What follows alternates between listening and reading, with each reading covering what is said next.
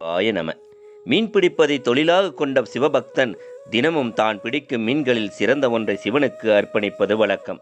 சில நாட்களில் ஒற்றை மீனை பிடித்தாலும் அதையும் சிவனுக்கு அர்ப்பணித்து விட்டு வெறுங்கையோடு வீடு திரும்புவார். ஒரு சமயம் சிவபெருமான் ரத்தினங்கள் பதித்த தங்க மீனை வலையில் சிக்குமாறு செய்தார். ஆனால் தீவிர பக்தனான இவரோ அதையும் சிவனுக்கு அர்ப்பணித்தார்.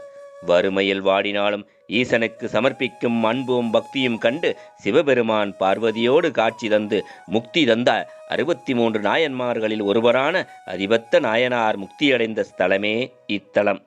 பொதுவாக திருக்கோவில் அருகில் யாராவது இறந்துவிட்டால் கோவிலின் நடை அடைக்கப்படுவது வழக்கம்.